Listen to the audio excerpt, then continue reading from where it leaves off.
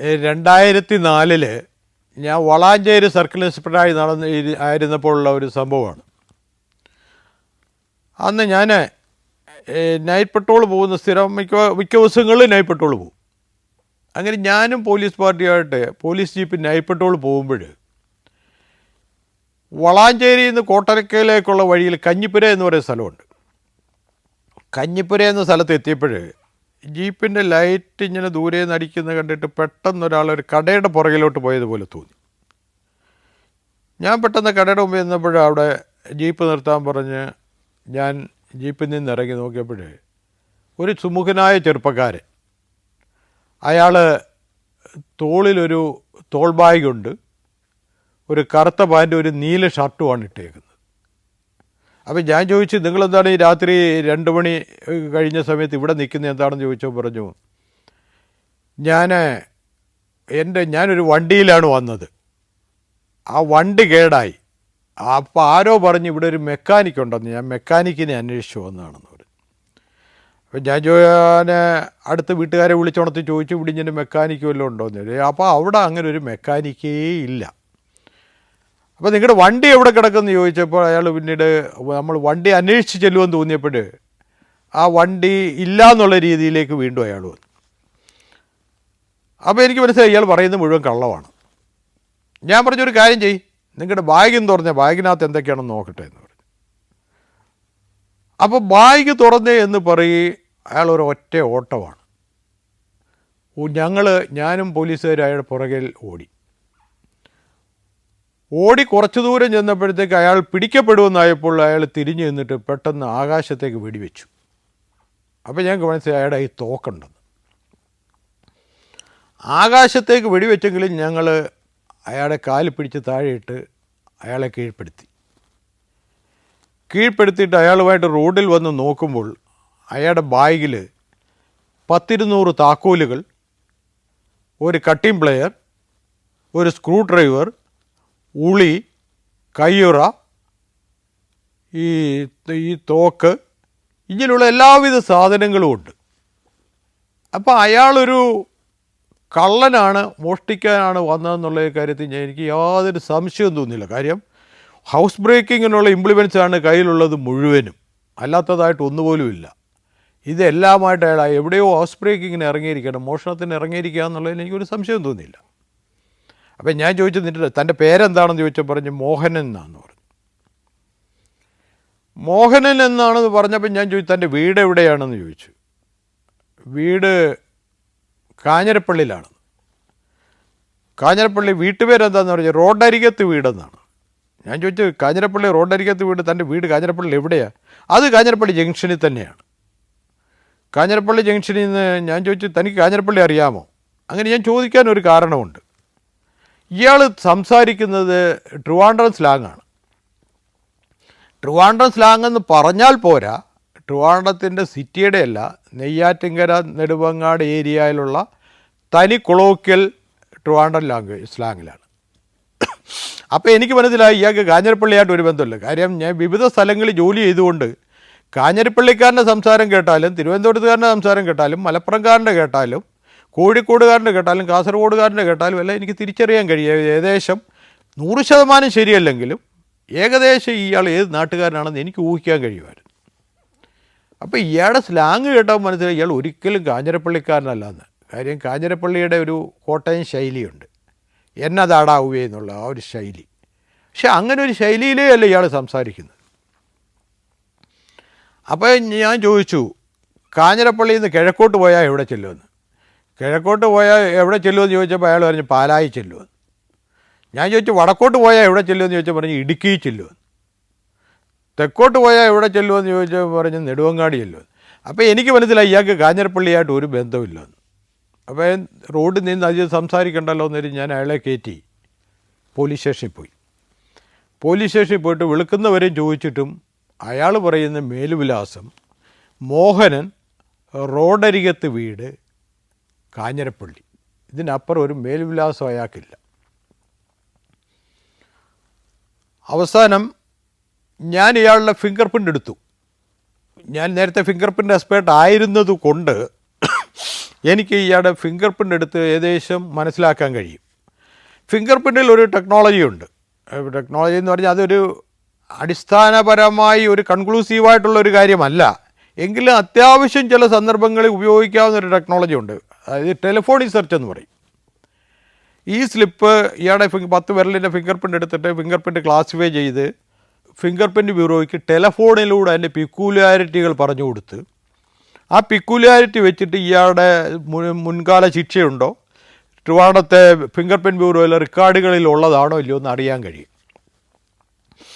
അത് 100% കൺക്ലൂസീവ് അല്ലെങ്കിലും കുറേയൊക്കെ ഡിപ്പെൻഡ് ചെയ്യാവുന്ന ഒരെണ്ണമാണ് ഈ ഫിംഗർ പ്രിൻ്റ് ബ്യൂറോയിലായിട്ട് നടത്തുന്ന ടെലിഫോണിക് സെർച്ച്. ആ ടെലിഫോണിൽ കൂടെ നമ്മൾ ഫിംഗർ പ്രിൻറ്റിൻ്റെ ഡീറ്റെയിൽസ് പറയുകയാണ്. ആ ഡീറ്റെയിൽസ് നമ്മൾ ക്ലാസിഫൈ ചെയ്ത് ആ ക്ലാസിഫിക്കേഷനിലുള്ള സ്ലിപ്പ് എടുത്ത് ഈ പറയുന്ന ഡീറ്റെയിൽസ് ആ സ്ലിപ്പിനകത്ത് അവിടെയും കാണുന്നെങ്കിൽ ഇത് രണ്ടും ഏകദേശം ഒരാൾ തന്നെയാണെന്ന് ഊഹിക്കാം. ട്രിവാൻഡ്രത്തിൻ്റെ ഫിംഗർ പ്രിൻ്റ് ബ്യൂറോയുടെ മുൻ ഡയറക്ടറായിരുന്ന കൃഷ്ണനായർ സാറ് കണ്ടുപിടിച്ച ഒരു ടെക്നോളജിയാണത്. അത് 100% ഡിപ്പെൻഡ് ചെയ്യാൻ പറ്റില്ലെങ്കിൽ ഏകദേശം ശരിയാവും. അപ്പോൾ അതനുസരിച്ച് ഞാൻ ഫിംഗർ പ്രിൻ്റ് സ്ലിപ്പ് കൊടുത്തു. അടുത്ത ദിവസം ഫോൺ ചെയ്യാനിരിക്കെ ഈ മോഹനൻ പറഞ്ഞു, എനിക്ക് സർക്കിൾ ഇൻസ്പെക്ടറെ നേരിട്ടൊന്ന് പേഴ്സണലായിട്ടൊന്ന് സംസാരിക്കണമെന്ന് പറഞ്ഞു. ഞാൻ പറഞ്ഞു ശരി, വരാൻ പറ, പോലീസുകാരെല്ലാം വെളിയിറങ്ങി നിന്നിട്ട് അവന് തനിച്ച് വരാൻ പറയാം. മോഹനൻ നേരെ എൻ്റെ മുറിയിൽ കയറി. അതുപോലെ സാറേ കഥയൊക്കെ അങ്ങനെ വെച്ചിട്ട് എനിക്ക് രഹസ്യമായിട്ടൊരു കാര്യം പറയാനുണ്ട്. ഞാൻ പറഞ്ഞു ശരി, കഥ അടച്ചിട്ട് ശരി, എന്താണെന്ന് നിനക്ക് പറയാനുള്ള പോലെ. അത് സാറിന് ഞാൻ 1,00,000 രൂപ തരാം, എന്നെ വിട്ടയക്കണം. ഞാൻ പറഞ്ഞു നിൻ്റെ ആ മോഹമൊക്കെ മനസ്സിൽ വെച്ചാൽ മതി എന്ന് പറഞ്ഞിട്ട് ഞാൻ അവനെ മടക്കി അയച്ചു. പിന്നെ എനിക്ക് തോന്നി അതൊരു ബുദ്ധിശൂന്യതയാണെന്ന് തോന്നി. ഞാൻ അവനെ തിരിച്ചു വിളിച്ചു പറഞ്ഞിട്ടു 1,00,000 രൂപ നീ എങ്ങനെ തരും എനിക്കെന്ന് ചോദിച്ചു. അത് എൻ്റെ അളിയൻ വീട്ടിലുണ്ട്, അളിയനോട് ആ പൈസ ഞാൻ കൊണ്ടുവരാൻ പറയാം. അപ്പം ഞാൻ പറഞ്ഞു ഒരു കാര്യം ചെയ്യും, നിൻ്റെ അളിയനോട് പൈസയായിട്ട് വരാൻ പറയുമെന്ന് പറഞ്ഞു. അപ്പോൾ അടുത്ത ദിവസം രാവിലെ അവൻ്റെ അളിയൻ പൈസയായിട്ട് വരുമല്ലോ. അടുത്ത ദിവസം രാവിലെ അപ്പോൾ ഞാൻ നിൽക്കേ തന്നെ അവൻ വീട്ടിലേക്ക് ഫോൺ ചെയ്തു, ഭാര്യയ്ക്ക് ഫോൺ ചെയ്തു. എടി ഞാൻ വളാഞ്ചേരി പോലീസ് സ്റ്റേഷനിൽ നിന്നാണ് വിളിക്കുന്നത്, മോഹനാണ് വിളിക്കുന്നത്. ഞാൻ സ്പിരിറ്റിന് എസ്കോർട്ട് വന്നപ്പം പോലീസ് എന്നെ പിടിച്ച്, ഞാൻ വളാഞ്ചേരി പോലീസ് സ്റ്റേഷനിൽ നിൽക്കുക, അതുകൊണ്ട് നീ അളിയൻ്റെ കയ്യിൽ 1,00,000 രൂപ കൊടുത്തയക്കണം. മോഹനൻ വളരെ ബുദ്ധിമാനായ ഒരു കള്ളനാണെന്നുള്ളത് എനിക്ക് മനസ്സിലായി. കാരണം എടി ഞാൻ മോഹനാണ് സംസാരിക്കുന്നത് എന്ന് പറയുമ്പോൾ എൻ്റെ പേര് മോഹനൻ എന്നാണ് ഞാനിവിടെ പറഞ്ഞേക്കുന്നതെന്നാണ് അതിൻ്റെ അർത്ഥം.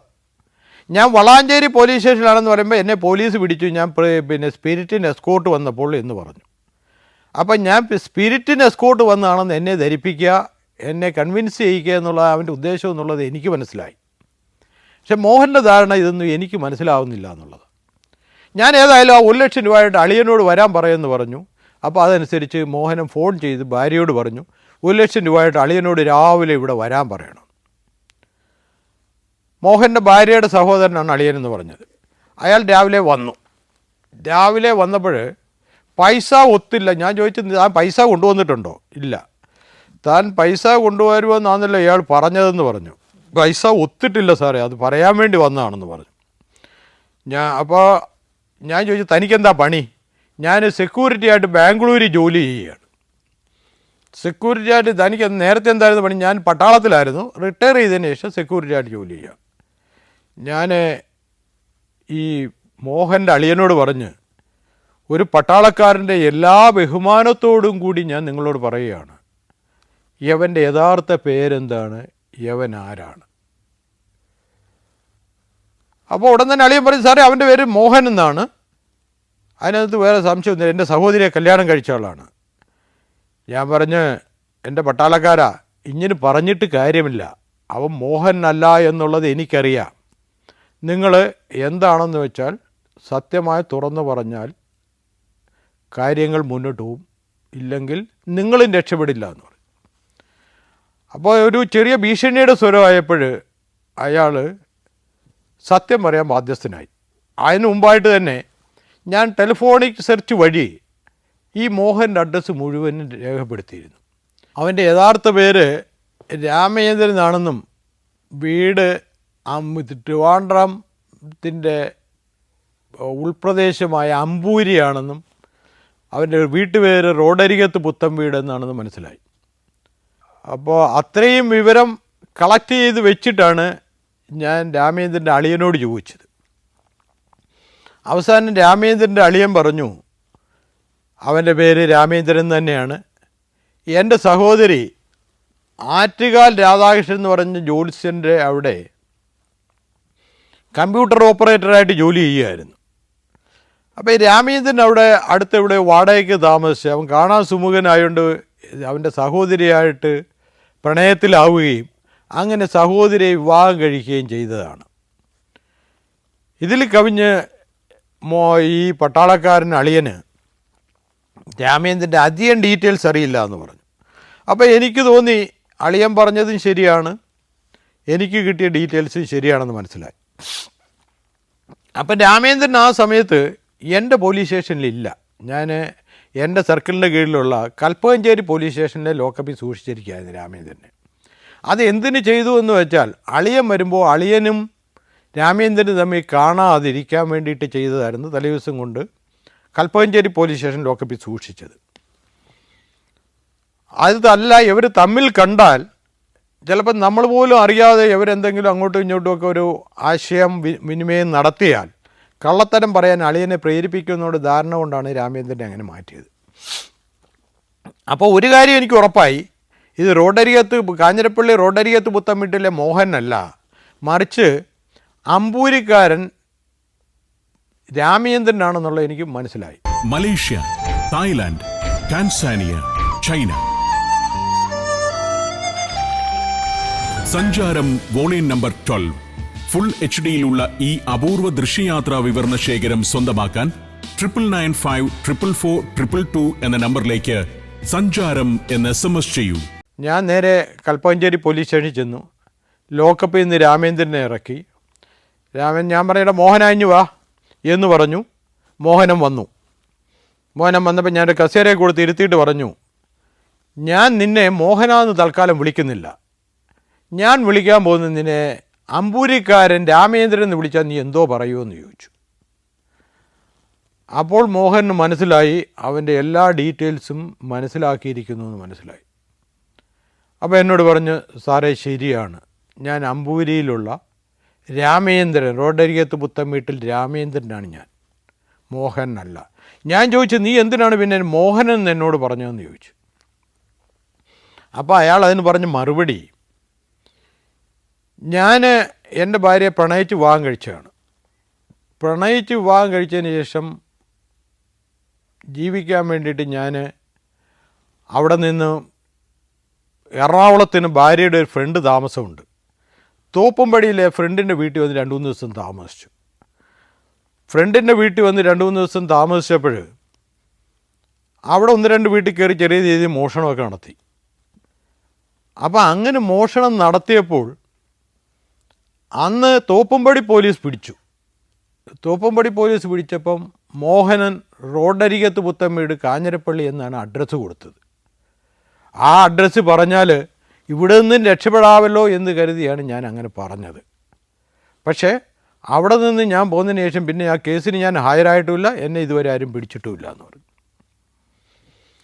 അപ്പോൾ ഫിംഗർ പ്രിൻറ്റ് ബ്യൂറോയിൽ നിന്ന് കിട്ടിയ ഡീറ്റെയിൽസ് അനുസരിച്ച് നോക്കിയപ്പോൾ തന്നെയല്ല, രാമേന്ദ്രൻ്റെ കയ്യിൽ നിന്ന് ഞാൻ ഡീറ്റെയിൽസ് എടുത്തതിലും രാമേന്ദ്രന് ആദ്യകാലത്ത് തമിഴ്നാട്ടിലെ അമ്പലമോഷണ കേസുകളായിരുന്നു താല്പര്യം. ആ അമ്പലമോഷണ കേസുകളെല്ലാം പിടിച്ചു എന്നറിഞ്ഞപ്പോൾ രാമേന്ദ്രനെ അവിടുത്തെ കോടതി ശിക്ഷിച്ചു. ശിക്ഷ കഴിഞ്ഞിറങ്ങി കഴിഞ്ഞപ്പോൾ രാമേന്ദ്രന് തോന്നി ഇനി തമിഴ്നാട് അത്ര നല്ല സ്ഥലം അല്ല, ഈ വീണ്ടും പോലീസ് പിടിക്കും, തന്നെയല്ല ക്ഷേത്രമോഷണം ഇനിയും വെച്ച് നടത്തുന്നത് ശരിയല്ലാന്ന് തോന്നിയിട്ട് രാമേന്ദ്രൻ പതുക്കെ തിരുവനന്തപുരത്തിന് ചേക്കേറി. ചേക്കേറിയിട്ട് തിരുവനന്തപുരം സിറ്റിയിലെ പല വീടുകളും മോഷണം നടത്തി കൊള്ളയടിച്ച് പൈസ ഉണ്ടാക്കി. അങ്ങനെ രാമേന്ദ്രൻ തിരുവനന്തപുരത്ത് താമസിച്ച് തിരുവനന്തപുരത്ത് മോഷണം നടത്തുന്ന സമയത്താണ് അയാൾ അയാളുടെ ഭാര്യയെ കണ്ടെത്തുന്നതും പ്രണയത്തിലാവുന്നതും. അപ്പം ഭാര്യ നോക്കുമ്പോൾ, ആ പെൺകുട്ടി നോക്കുമ്പോൾ സുമുഖനായൊരു ചെറുപ്പക്കാരൻ, ഇഷ്ടം പോലെ പൈസ, ലാവിഷായ ജീവിതം, അപ്പോൾ ഇയാളൊരു കള്ളനാണെന്ന് ആ പെൺകുട്ടിക്ക് അറിയില്ല. അങ്ങനെയാണ് അവർ രാമേന്ദ്രനെ വിവാഹം കഴിക്കുന്നത്. വിവാഹം കഴിച്ച് കഴിഞ്ഞ് പിന്നെ ഇയാൾ മോഷണമൊക്കെ ആയി കഴിഞ്ഞപ്പോൾ പെൺകുട്ടിക്ക് പിന്നെ അതുമായിട്ട് പൊരുത്തപ്പെടാതിരിക്കാൻ കഴിയാത്ത അവസ്ഥ വന്നപ്പോൾ അവരിതുമായിട്ട് പൊരുത്തപ്പെട്ടു പോവുകയായിരുന്നു. തിരുവനന്തപുരത്ത് പല വീടുകളിലും മോഷണം നടത്തിയും അത് ഫിംഗർ പ്രിൻ്റ് വെച്ചും അല്ലാതെയൊക്കെ തിരിച്ചറിയുന്നു എന്ന് കഴിഞ്ഞപ്പോൾ പിന്നെ അയാൾക്ക് തോന്നി തിരുവനന്തപുരം തട്ടകം ഒന്ന് മാറ്റണം എന്ന് തോന്നി. അതനുസരിച്ചാണ് തിരുവനന്തപുരത്തു നിന്ന് അയാൾ തോപ്പുംപടിക്ക് വന്നു. തോപ്പുംപടിയിൽ നിന്ന് ജാമ്യത്തിൽ ഇറങ്ങിയിട്ട് വീണ്ടും അവിടുന്ന് വടക്കോട്ട് യാത്ര തുടങ്ങി. അങ്ങനെ അയാൾ മലപ്പുറത്ത് വന്നു. മലപ്പുറത്ത് വന്നിട്ട് അവിടെ ഒരു വീട്ടിൽ വാടകയ്ക്ക് താമസിച്ചു. മലപ്പുറത്ത് വന്ന് താമസിച്ചുകൊണ്ട് ഒരു 2-3 വീടുകളിൽ ചെറിയ ഓപ്പറേഷനൊക്കെ നടത്തി ഇച്ചിരി പൈസയൊക്കെ ഉണ്ടാക്കി. അപ്പോൾ രാമേന്ദ്രന് തോന്നി മലപ്പുറം ഇതിന് പറ്റിയ ഒരു സ്ഥലമാണെന്ന് തോന്നി. കാര്യം രാമേന്ദ്രൻ തന്നെ ഭാഷയിൽ പറഞ്ഞാൽ മലപ്പുറത്തെ പഴയ പല തറവാട് വീടുകളും തടിയിൽ പണിതതാണ്. അപ്പോൾ അതിൻ്റെ ജനലഴികളോ അല്ലെങ്കിൽ വെൻറ്റിലേഷൻ്റെ അഴികളൊക്കെ തടി കൊണ്ടുള്ളതായതുകൊണ്ട് ആക്ച്വൽ വേർഡ് ഉപയോഗിച്ച് മുറിക്കാൻ നല്ല എളുപ്പമാണ്. പിന്നെ തന്നെയല്ല മലപ്പുറത്തെ മുസ്ലിം ഫാമിലിയിൽ നല്ല കുടുംബത്തിലൊക്കെ സ്ത്രീകളൊക്കെ ഒരുപാട് സ്വർണ്ണാഭരണങ്ങൾ അണിയും. അപ്പോൾ ഒരു വീട്ടിൽ കയറി ആവശ്യത്തിനുള്ള സ്വർണ്ണാഭരണം കിട്ടും. അതുകൊണ്ട് മലപ്പുറം തന്നെ ആകട്ടെ തൻ്റെ ഏരിയ ഓഫ് ഓപ്പറേഷൻ എന്ന് രാമേന്ദ്രൻ സ്വയം തീരുമാനിച്ചു. അപ്പോൾ മലപ്പുറം ഏരിയ ഓപ്പറേഷന് വേണ്ടി തിരഞ്ഞെടുക്കുമ്പോൾ രാമേന്ദ്രൻ തോന്നി മലപ്പുറത്ത് തന്നെ താമസിക്കുന്നത് അത്ര ശരിയല്ല. ഇവിടെ താമസിച്ചുകൊണ്ട് ഇവിടെ മോഷണം ചെയ്യുന്നത് ശരിയല്ല എന്ന് തോന്നിയുകൊണ്ട് രാമേന്ദ്രൻ ഇവിടെ നേരെ കോഴിക്കോട് പോയി. കോഴിക്കോട് യൂണിവേഴ്സിറ്റിയുടെ അടുത്തൊരു വീടൊക്കെ വാടകയ്ക്ക് എടുത്ത് താമസം അവിടെയും രാത്രി കാലങ്ങളിൽ ലോറിയിലോ വണ്ടിയിലോ കയറി മലപ്പുറം ഏരിയയിലേക്ക് സഞ്ചരിച്ച് മലപ്പുറം ഏരിയയിൽ മോഷണം നടത്തുകയും ചെയ്യുന്നതായി പതിവ്. അപ്പം രാമേന്ദ്രൻ്റെ മോഷണത്തിന് രാമേന്ദ്രൻ്റെതായ ചില ഫിലോസഫിയുണ്ട്. രാമേന്ദ്രൻ ഫിലോസഫി എന്താണെന്ന് വെച്ചാൽ രാമേന്ദ്രൻ ഒരിക്കലും റോഡിൽ കൂടി നടന്ന് കാണുന്ന ഒരു വീട്ടിൽ കയറത്തില്ല. രാമേന്ദ്രൻ്റെ ഒരു വീട് നേരത്തെ കണ്ടുവച്ചിട്ട് കയറുകയില്ല. രാമേന്ദ്രൻ്റെ ഒരു രീതി എന്ന് പറയുന്നത് വയലിൽ കൂടെ നടക്കുക, വയൽ വരമ്പേ കൂടെ നടക്കുക. വയൽ വരമ്പേ കൂടെ നടക്കുമ്പോൾ അയൽപക്കത്തുള്ള ഏതെങ്കിലും വീടുകൾ, അതായത് കൊള്ളാവുന്ന നല്ല തറവാട് വീടുകൾ, ഓടിട്ടത് തടിയിൽ പണിതൊക്കെ ആണെങ്കിൽ അവിടെ കയറുക എന്നുള്ളതായ അയാളുടെ ശീലം. നേരത്തെ കണ്ടുവെക്കാറില്ല, അന്നേരം കാണുന്നതനുസരിച്ച്. ഞാൻ രാമേന്ദ്രനോട് ചോദിച്ചു, നീ എന്തുകൊണ്ടാണ് ഈ വയലിൽ കൂടെ തന്നെ പോകുന്നത്? സാറേ, അതിന് 1-2 ബെനിഫിറ്റുകളുണ്ട്. ഒന്ന്, ഒരു വീട്ടിൽ കയറിയാൽ പെട്ടെന്ന് ആരെങ്കിലും വീട്ടുകാർ ഉണർന്നിരിക്കട്ടെ, പെട്ടെന്ന് പുറത്ത് ചാടി റോഡേ ഓടിപ്പോയാൽ ആരെങ്കിലും ചിലപ്പം ഫോളോ ചെയ്ത് വണ്ടിയിലോ കാറിലോ മോട്ടോർ സൈക്കിളിലൊക്കെ വന്നു കഴിഞ്ഞാൽ പിടിക്കപ്പെടാം. പിന്നെ നമുക്കറിയാത്ത സ്ഥലമാണ്, അത് എങ്ങോട്ട് ഓടണമെന്ന് ചിലപ്പോൾ അറിയത്തില്ല. അതേസമയത്ത് വയലാകുമ്പോഴുള്ള ഒരു ഗുണം, ആ വയൽ വരമ്പിൽ കൂടെ വന്ന വയൽ വരമ്പിൽ കൂടെ തന്നെ പോയാൽ മതി, പെട്ടെന്ന് ആരും ഫോളോ ചെയ്ത് വരത്തില്ല. കാര്യം എന്താണെന്ന് വെച്ചാൽ ഒരു വീട്ടിലൊരു സംഭവം ഉണ്ടായി കഴിഞ്ഞാൽ രാത്രി വരെ അനക്കം കേട്ട് കഴിഞ്ഞാൽ നമ്മൾ സ്വാഭാവികമായിട്ട് എന്താണ് ചെയ്യുന്നത്? ടോർച്ചടിച്ച് ചുറ്റുപാടുമൊക്കെ നോക്കും, റോഡിലോട്ടും എല്ലാം നോക്കും. ഒരു പട്ടി കുരച്ചാൽ പോലും ആ ചുറ്റുപാടുമൊക്കെയാണ് നമ്മൾ നോക്കുന്നത്. ഒരിക്കലും വയൽ വരമ്പിലേക്ക് പോകത്തില്ല. അതുപോലെ തന്നെ വയൽ വരമ്പാകുമ്പോൾ പെട്ടെന്ന് അക്കരെ കയറിയിട്ട് മറുകര കയറിയിട്ട് പെട്ടെന്ന് രക്ഷപ്പെടാനുള്ള ഉപാധിയാവും. ആ സമയത്ത് കരയായി കഴിഞ്ഞാൽ ആരെങ്കിലും പിന്തുടരാനോ ഓടി വരാനോ വണ്ടി വരാനൊക്കെ ഉള്ള സാധ്യതയുണ്ട്. വയലിൽ കൂടെ ആകുമ്പോൾ ഇതൊന്നും പേടിക്കണം, കുറച്ച് ഓടിക്കഴിഞ്ഞാൽ പിന്നെ സമാധാനമായിട്ട് നടന്നു പോകാം എന്നൊരു ഗുണമുണ്ട്. അതുകൊണ്ടാണ് ഞാൻ ഈ വയലിൽ കൂടെ പോകുന്നത്. അപ്പോൾ അങ്ങനെ വയലിൽ കൂടെ പോയിട്ടാണ് ഞാൻ മോഷണം നടത്തുന്നത്. അത് അയാളുടെ ഒരു ഫിലോസഫിയാണ്. ഈ ഓടിട്ട വീടുകളും മരയഴിയും വയലുമൊക്കെ അയാളുടേതായ ഒരു മോഷണത്തിൻ്റെ ഫിലോസഫിയാണ്. അങ്ങനെയാണ് അയാൾ അതെല്ലാം ചെയ്യുന്നത്. അപ്പം എൻ്റെ പോലീസ് സ്റ്റേഷനിലും, അതായത് കാടാമ്പുഴ, ഇപ്പം കാടാമ്പുഴ പോലീസ് സ്റ്റേഷനൊന്നും കാടാമ്പുഴ പോലീസ് സ്റ്റേഷൻ ഇല്ല, അതായത് ഈ കഞ്ഞിപ്പുരയുടെ അടുത്ത് തന്നെയാണത്. അവിടെ ഒരു വീട്ടിൽ കയറി 87 പവൻ മോഷ്ടിച്ചിരുന്നു. രാമേന്ദ്രൻ സമ്മതിച്ചാൽ 87 പവനും എടുത്ത് രാമേന്ദ്രനാണ്. പിന്നെ അവിടെ വേറെ മഞ്ചേരിയിൽ 1-2 വീടുകളിൽ കയറിയിരുന്നു. അങ്ങനെ ഒരു 8-10 കേസുകൾ ഈ രാമേന്ദ്രനെ പിടിച്ചതോടുകൂടി എനിക്ക് ഡിറ്റക്ഷനായി. രാമേന്ദ്രൻ ഈ സ്വർണമെല്ലാം കൊടുത്തിരുന്നത് മിഠായി തെരുവിന് അടുത്തുള്ള കമ്മത്ത് ലൈനിൽ ഉള്ള 1-2 സ്വർണ്ണക്കടകളിലാണ് ഇതെല്ലാം കൊടുക്കുന്നത്. അവരോട് പറഞ്ഞിരിക്കുന്നത് ഇയാളിവിടെ പ്രൈവറ്റ് ഫൈനാൻസ് നടത്തുകയാണ്. പ്രൈവറ്റ് ഫൈനാൻസ് നടത്തുമ്പോൾ ഈ ഫൈനാൻസിൽ പണയം വെച്ചിരിക്കുന്ന പല ഗോൾഡ് ആഭരണങ്ങളും ചിലരൊക്കെ എടുക്കാതെ വരും. അങ്ങനെ എടുക്കാതെ വരുന്ന സ്വർണ്ണാഭരണങ്ങളാണ് ഇയാൾ വിൽക്കാൻ കൊണ്ടുവരുന്നത് എന്നാണ് പറഞ്ഞിരിക്കുന്നത്. അപ്പോഴത്തേക്ക് രാമേന്ദ്രൻ ഒരു നല്ല കാറുമൊക്കെ വാങ്ങിച്ചു. ഒരു കാറിൽ ഭാര്യയും മകളുമൊക്കെ ആയിട്ട് ചെന്ന് ഇറങ്ങി, മകളാണോ മകനാണോ എന്ന് കൃത്യമായിട്ട് ഓർക്കുന്നില്ല, മകളുമായിട്ട് ചെന്നിറങ്ങി സ്വർണം വിൽക്കാൻ ചെല്ലുന്ന ഒരുത്തനെ സ്വർണ്ണക്കടക്കാർക്കും അത്ര സംശയമൊന്നും തോന്നിയിരുന്നില്ല. അപ്പോൾ ഒരു വലിയ മുതലാളി, ഒരു കാശുകാരൻ, ഫൈനാൻസ് നടത്തുന്ന ഒരാൾ എന്നുള്ള രീതിയിൽ ഈ സ്വർണ്ണാഭരണങ്ങൾ വളരെ യാതൊരു സംശയവും കൂടാതെ സ്വർണ്ണക്കടക്കാർ വാങ്ങുകയും ചെയ്തു. പക്ഷേ രാമേന്ദ്രൻ താമസിച്ചതിൻ്റെ അടുത്തൊക്കെ പറഞ്ഞിരുന്നത് പാലക്കാട് ഏതോ കമ്പനിയിലെ ചീഫ് എക്സിക്യൂട്ടീവ് ആണെന്നൊക്കെയാണ്. കണ്ടാലും സുമുഖനായതുകൊണ്ട് എല്ലാവരും അത് സമ്മതിക്കുകയും ചെയ്യും. അപ്പോൾ അങ്ങനെ ഈ സ്വർണ്ണാഭരണങ്ങളെല്ലാം കമ്മത്ത് ലൈന് വിറ്റതിൻ്റെ അടിസ്ഥാനത്തിൽ ഈ രാമേന്ദ്രനുമായിട്ട് ഞാൻ പോയി കമ്മത്ത് ലൈനിൽ നിന്ന് കുറേ ഗോൾഡ് റിക്കവർ ചെയ്യുകയും രാമേന്ദ്രനെ അവർ തിരിച്ചറിയും. കാര്യം അവർ സ്ഥിരമായിട്ട് ഇയാളിൽ നിന്ന് സ്വർണ്ണം വാങ്ങിച്ചുകൊണ്ടിരുന്നതാണ്. അങ്ങനെ രാമേന്ദ്രൻ്റെ കയ്യിൽ നിന്ന് ആ സ്വർണ്ണമൊക്കെ പിടിച്ചെടുക്കുകയും ചെയ്തു. വിറ്റ സ്വർണ്ണങ്ങളെല്ലാം സ്വർണ്ണക്കടകളിൽ നിന്ന് പിടിച്ചെടുക്കുകയും ചെയ്തു. രാമേന്ദ്രൻ അതിൻ്റെ പുറത്ത് കുറേ സ്ഥലങ്ങളുമൊക്കെ സമ്പാദിക്കുകയും കുറേ സ്ഥാപന സംഗമ വസ്തുക്കളൊക്കെ അയാൾ വീട്ടുണ്ടാവുകയും ചെയ്തു. പല വീട്ടിൽ നിന്നും മോഷണം പോയ മറ്റേ എമർജൻസി ലാമ്പുകൾ, ഇലക്ട്രിക് ടോർച്ചുകൾ, അതുപോലെ TV സെറ്റുകൾ, അങ്ങനെയുള്ള പല ഇലക്ട്രോണിക് സാധനങ്ങളും രാമേന്ദ്രൻ്റെ വീട്ടിൽ നിന്ന് റിക്കവർ ചെയ്യാനും കഴിയും. രാമേന്ദ്രനുള്ളൊരു ഗുണം എന്താണെന്ന് വെച്ചാൽ, രാമേന്ദ്രൻ പറയും, സാറേ എവിടെ അവസരം കിട്ടിയാലും ഞാൻ പോലീസിൻ്റെ കയ്യിൽ നിന്ന് ഓടി രക്ഷപ്പെടും. എന്നെ നോക്കാനുള്ള ജോലി നിങ്ങൾക്കുള്ളതാണ്. നിങ്ങൾ എന്നെ നോക്കിക്കോണം, ഞാൻ ഓടാനുള്ളത് ഓടും, പിന്നെ എന്നെ കുറ്റം പറഞ്ഞിട്ട് കാര്യമില്ല എന്ന് വളരെ സത്യസന്ധമായി കാര്യങ്ങൾ തുറന്നു പറയുകയും ചെയ്യും. രാമേന്ദ്രനെ ഞാൻ പിന്നീട് ഈ റിക്കവർ ചെയ്ത ഗോൾഡും ഇലക്ട്രോണിക് സാധനങ്ങളും ഈ മറ്റ് രാമേന്ദ്രൻ്റെ കയ്യിൽ നിന്ന് റിക്കവർ ചെയ്ത സാധനങ്ങളും എല്ലാമായിട്ട് അത് കോടതിയിൽ ഹാജരാക്കുകയും രാമേന്ദ്രനെ കോടതിയിൽ അയച്ച് റിമാൻഡ് ചെയ്യുകയും ചെയ്തു.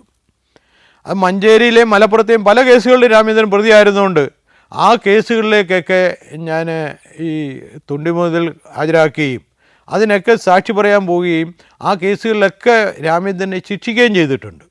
എൻ്റെ 2 or 3 കേസുകളുണ്ടായിരുന്നു. ആ എല്ലാ കേസുകളും രാമേന്ദ്രനെ ശിക്ഷിക്കുകയും രാമേന്ദ്രൻ അതിനുവേണ്ടി ജയിലിൽ കിടക്കുകയും ചെയ്തിട്ടുണ്ട്. പിന്നെ പലപ്പോഴും കോടതിയിൽ ഈ പല കേസുകളിലും ഒരുപാട് രാമേന്ദ്രൻ്റെ കേസുകൾ ഒരുപാടുള്ളതുകൊണ്ട് രാമേന്ദ്രനെ പലപ്പോഴും ഞാൻ മൊഴി കൊടുക്കാൻ പോകുമ്പോൾ രാമേന്ദ്രനെ കോടതിയിൽ വെച്ച് കാണാറുമുണ്ട്. രാമേന്ദ്രന് ആ ഒരു സൗഹൃദമായ രീതിയിലാണ് എന്നോട് പിന്നീട് പെരുമാറിയിട്ടുള്ളത് മുഴുവനും. എനിക്ക് രാമേന്ദ്രന് തോന്നിയ ഒരു പ്രത്യേകത, വളരെ ഇൻ്റലിജൻ്റായിട്ട് കാര്യങ്ങൾ ചിന്തിച്ച് വളരെ ക്രിയാത്മകമായി നടപ്പിലാക്കുക എന്നുള്ളതാണ്. അവസാന കാലഘട്ടങ്ങളിൽ രാമേന്ദ്രൻ്റെ ഭാര്യയും ഒക്കെ ഈ മോഷണത്തിന് കൂട്ടുനിൽക്കുകയായിരുന്നു എന്നുള്ളതാണ് പരിതാപകരമായ കാര്യം. ആദ്യകാലത്ത് അറിയാതെ പെട്ടതാണെങ്കിലും അവസാനം അവർക്ക് ഇതിനെല്ലാം കൂട്ടുനിൽക്കേണ്ടി വന്നു. രാമേന്ദ്രൻ്റെ അളിയനും, അതായത് ഭാര്യയുടെ സഹോദരനും ഭാര്യ വീട്ടുകാർക്കുമൊക്കെ ഇതിന് കൂട്ടുനിൽക്കേണ്ടി വന്നു എന്നുള്ളതും പരിതാപകരമായ ഒരു അവസ്ഥയാണ്. പക്ഷെ രാമേന്ദ്രൻ്റെ അവസാനം പിരിയുമ്പോൾ എന്നോട് പറഞ്ഞത്, സാറേ ഞാൻ ഇതോടുകൂടി എല്ലാം നിർത്തുകയാണ്. ഞാൻ ആരെങ്കിലുമായിട്ട് ടീം ചേർന്നിട്ട് ഏതെങ്കിലും ഒരു നല്ല ബാങ്ക് കൊള്ളയടിക്കും, കുറേ പൈസയായിട്ട് ഞാൻ ഈ നാട് വിടും, എന്നിട്ട് ഒരിക്കലും ഇനി ഞാൻ ഈ മോഷണത്തിലേക്ക് വരികയില്ല, അതെൻ്റെ അവസാനത്തെ മോഷണമായിരിക്കുമെന്ന് പറഞ്ഞു. പക്ഷെ പിന്നീട് ഞാൻ അറിഞ്ഞത് രാമേന്ദ്രൻ ഒരു ബാങ്കും കൊള്ളയടിച്ചില്ല. രാമേന്ദ്രൻ തട്ടക ഇവിടുന്ന് മംഗലാപുരത്തിന് മാറ്റി, മംഗലാപുരത്ത് മോഷണമായിട്ട് അങ്ങനെ കഴിഞ്ഞു കൊടുന്ന് മംഗലാപുരം പോലീസ് സ്റ്റേഷനിൽ കുറേ കേസുകളുണ്ടായിട്ട് രാമേന്ദ്രനെ ഇവിടുത്തെ സബ് ജയിലിൽ നിന്നും പോലീസ് എസ്കോർട്ട് മംഗലാപുരത്തിന് കൊണ്ടുപോയതായിട്ടറിയാം. ഏതോ ഒരിക്കൽ അങ്ങനെ കൊണ്ടുപോകുമ്പോൾ രാമേന്ദ്രൻ പോലീസ് കസ്റ്റഡിയിൽ നിന്നും ചാടിയതായിട്ടും അറിയാം. അത് രാമേന്ദ്രൻ എല്ലാം തുറന്ന് പറഞ്ഞിട്ട് ചെയ്യുന്ന കാര്യങ്ങളാണ്. രാമേന്ദ്രൻ ഈ ജന്മം മോഷണം നിർത്താൻ കഴിയുമെന്ന് ഞാൻ പ്രതീക്ഷിക്കുന്നില്ല. അങ്ങനെ ഒരാളാണ് രാമേന്ദ്രൻ എന്നാണ് എൻ്റെ വിശ്വാസം. മായിനെ മാത്രം പ്രതിയാക്കിയ അവസാനം എനിക്ക് കോടതിയിൽ ചാർജ് ഷീറ്റ് കൊടുക്കേണ്ടി വന്നു. കോടതിയിൽ ചാർജ് ഷീറ്റ് കൊടുക്കുമ്പോൾ സത്യത്തെ എനിക്ക് വല്ലാത്ത മനസ്താപം തോന്നി. മായനൊന്നും ചെയ്തിട്ടില്ല എന്ന് എനിക്കറിയാം, ബലാത്സംഗം നടന്നിട്ടില്ലെന്നും എനിക്കറിയാം. പക്ഷേ ഒരു പെണ്ണ് പറയുകയാണ് അവരെ ഇയാൾ ബലാത്സംഗം ചെയ്തെന്ന് പറഞ്ഞാൽ ഒരു അന്വേഷണ ഉദ്യോഗസ്ഥനായ ഞാൻ എങ്ങനെ മറിച്ച് പറയും?